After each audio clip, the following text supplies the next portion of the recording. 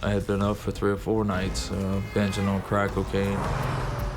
Came home and, Kim was on the phone. She said she was calling the police. I done taken all her money, done pawned all the things out of the house. So already in my mind, I'm already contemplating going and stealing a car. And because I needed something that could pretty much outrun the cops because I didn't want to go to jail.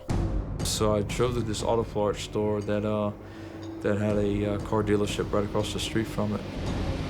I had one thing on my mind, and that was to get that Crown Victoria that looked just like a cop car. It was just as fast as a cop car. So after standing there, just looking at the car, the salesman approached me. He asked me if I wanted to test drive it.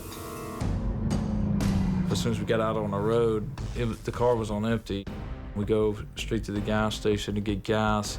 So he goes in to pay for it, and I pump as much as I can in before I see him start to come out the door, and that's when I drop the handle to the gas and jump back in the car. And I left him at the gas station.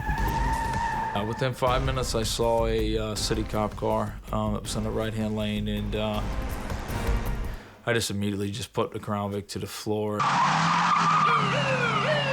At that point, the chase was on. At the time of the chase, I was on crack cocaine, and I wasn't afraid of crashing.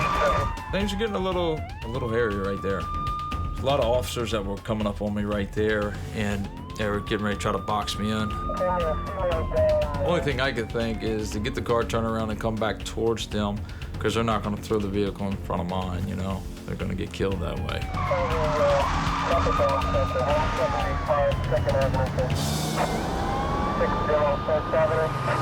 The speed limit was 35, and I was driving about 115.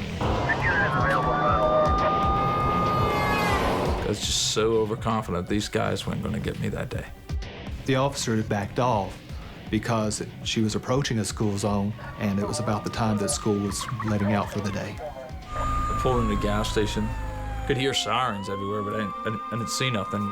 This undercover officer had jumped out of a Jeep Cherokee. I lunged towards the floorboard of the car to make it look like I was getting a weapon. He shot me in the stomach at that point, Through my training experience, I would have assumed that he was going for a weapon. And you always have to expect the worst. My lap was just filling up with blood at this point. I was in a lot of pain. That gunshot hurt. That hurt. I get out of the gas station really fast and got back out on I-26, and that's when things started to clear up pretty good. I got sober pretty quick. As I was approaching I-26, I observed the green Crown Victoria traveling at a high rate of speed. I would have to guess at least 90 miles an hour at that point in time. At this point, the only thing I could think of, just would not surrender. Not gonna do it.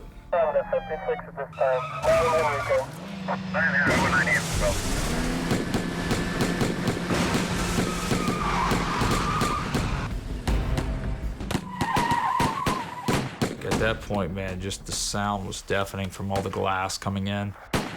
All I saw was muzzle flashes. A lot of flames, smoke and flame coming out of the barrels of the guns, and I just remember being in a lot of pain and just begging them to quit shooting. I was begging them, and I got no answer.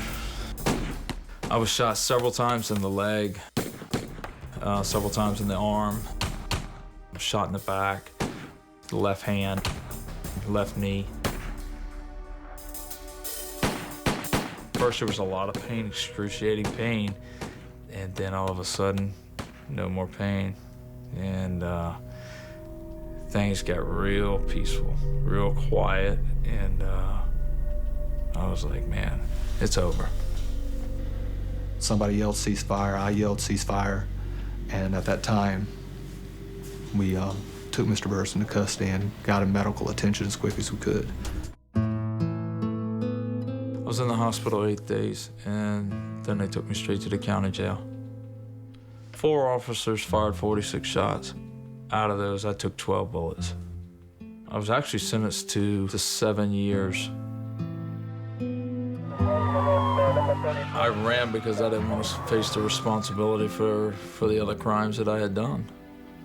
I mean, I was facing a lot of prison time, and I wasn't ready to own up to that responsibility.